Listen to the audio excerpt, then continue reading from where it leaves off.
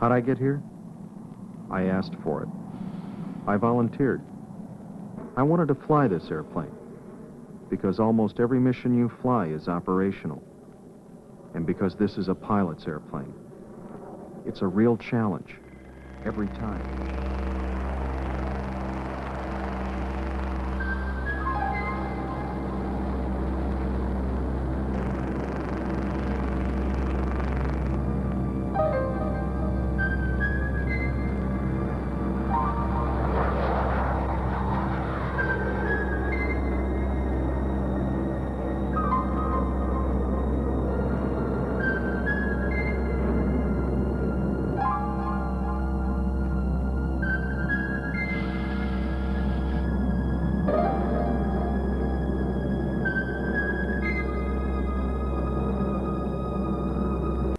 Your mission? A high-priority sortie to collect vital information. It's all planned for you the day before you fly. Squadron operations, 2.5 hours before takeoff. You and your backup ready to go to work. Hello, Tim. Hey, morning. How are you? How are you doing today? Okay. A last-minute intelligence briefing. And that concludes the items you'll be prohibited from carrying. Can I answer any questions about these?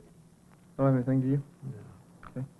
A final check on the weather. In the forecasted thunderstorms will end in the first third of Utah. About 344 heading for a little over 13 minutes. You're flying the mission. You check all the flight plans made the day before, in route charts, the green card, and map boards. 2 hours before takeoff, you eat a standard high-protein, low-residue meal needed for the demands of the long mission at high altitude. The backup pilot pre-flights the plane. Tomorrow, somebody will be doing the same for him. 48 hours later, you'll be the backup. Day after that, you'll fly again. That's the cycle. Okay, what time did you go to bed? 10 o'clock. Okay. What time did you get up? About 6. Okay. It's serious Feeling business. pretty good this morning? No problem? You'll be up there alone at 70,000 feet for an appreciable length of time. You don't need any problems. You've got enough on your hands. All that time, you'll be living in a spacesuit, sucking your meals and sipping Gatorade through a tube.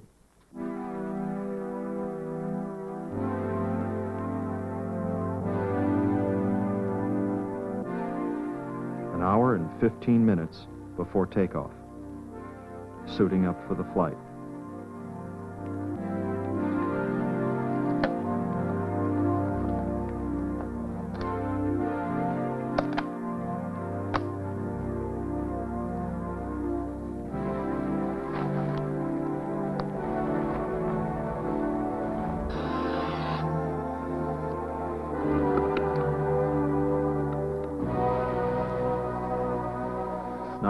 At altitude. You could get the bends. That's why, an hour before takeoff, you go on oxygen. Everything okay then, sir? Yeah, thanks, Woody. It's okay. You're all set. Okay. It's a close-knit group. We have to be. We depend on one another for our lives.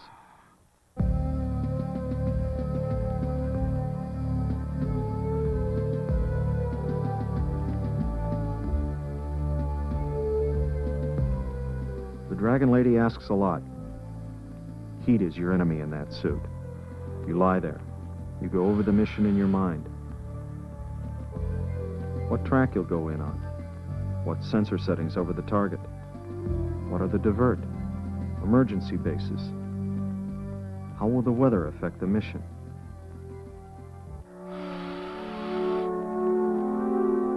Then, it's time to get integrated with the airplane.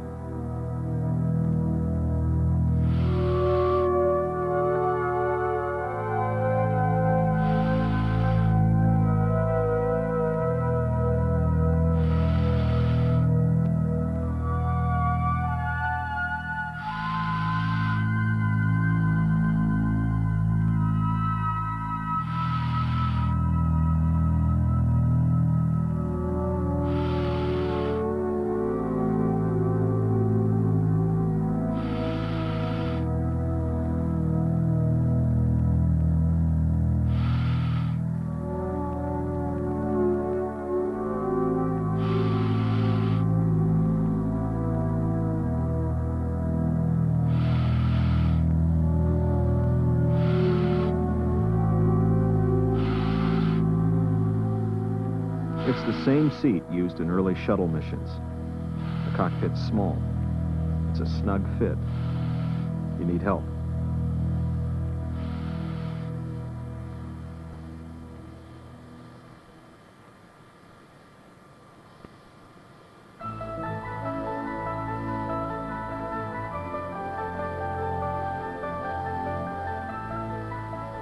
The backup pilot is there. He's called the mobile at this stage. He's on wheels, and he'll stick with you right up to takeoff. You are going to ride a bicycle now. You're sitting on top of two narrowly spaced wheels. And there's all that wing spread. It's a real balancing act. But there's plenty of help. Beal ground, pinion 6-7, taxi, pins and canopy mobile. 445 flight, you're clear to Beal via the Boomerang route, maintain Mo 1000. Your departure frequency 327.5, squawk 4232. A graceful-looking machine, but awkward on the ground. A glider with the same engine that powered the F-106. Loaded with fuel, packed with electronics. Updated version of the original U-2 that rolled out of Kelly Johnson's Skunk Works at Lockheed back in the 1950s. The sleek Black Bird. Hand-flown, seat of the pants, but with state-of-the-art equipment. You know what the limits are. It's all your responsibility. All yours to fly. Alone. 25-0, change to departure when estimated conflict takeoff. 25-0.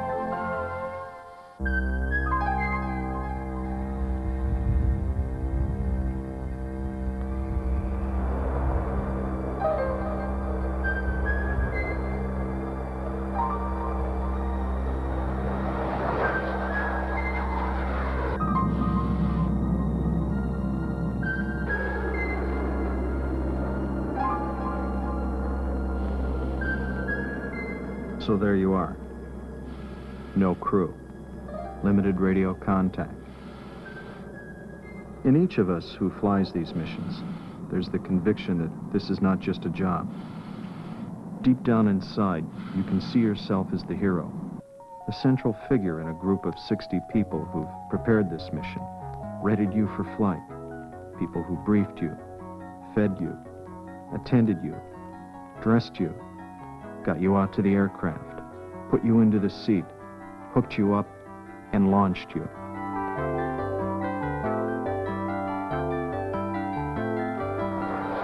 We say launch, not takeoff, because so many people and procedures are involved in the launch and the recovery of just one pilot in a single aircraft. You.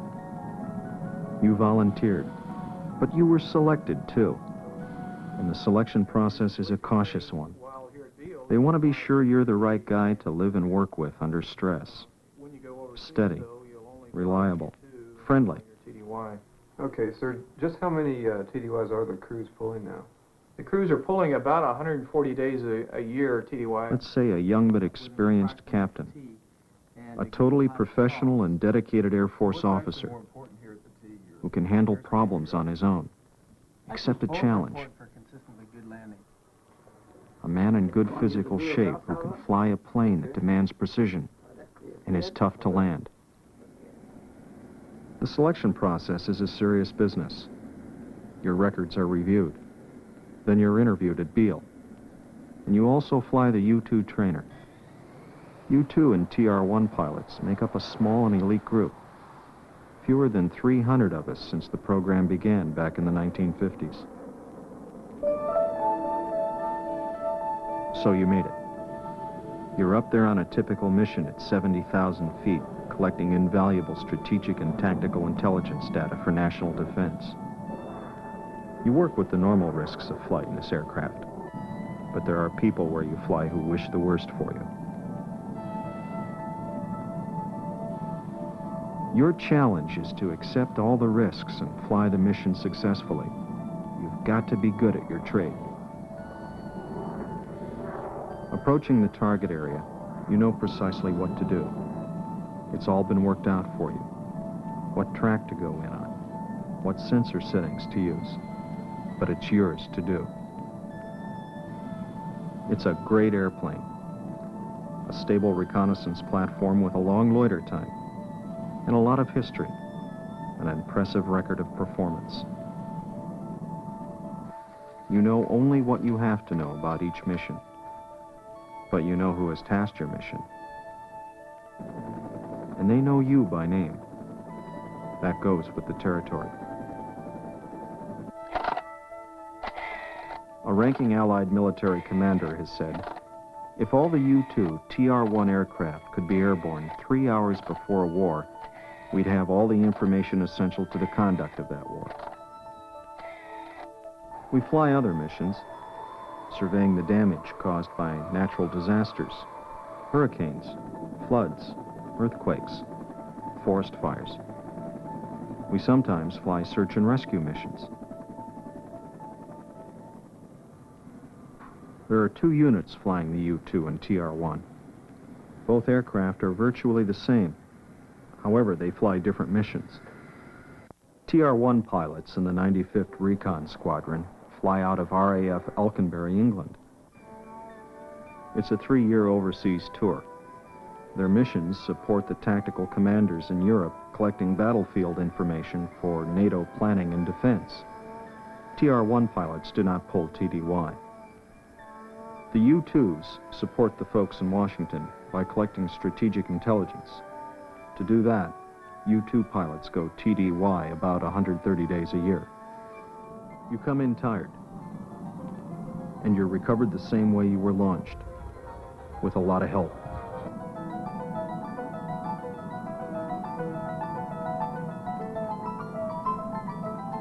The airplane is designed to be stalled 1 or 2 feet above ground.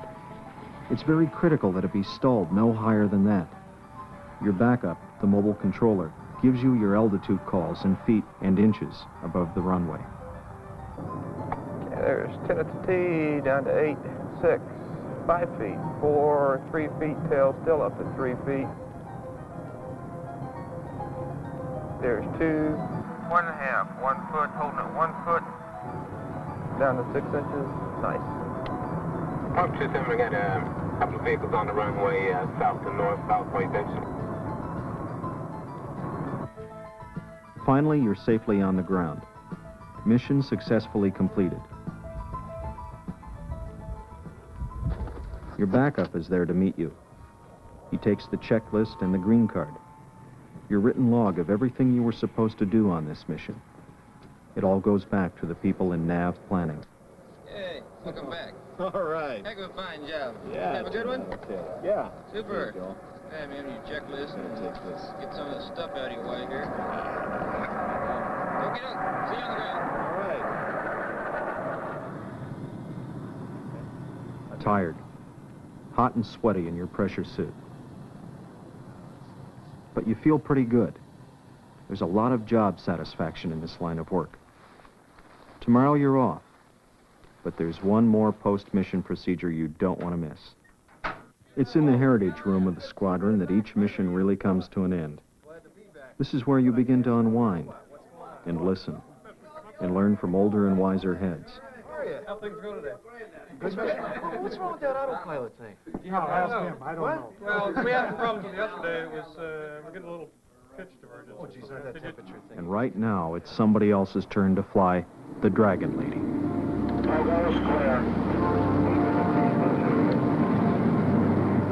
going to build approximately 5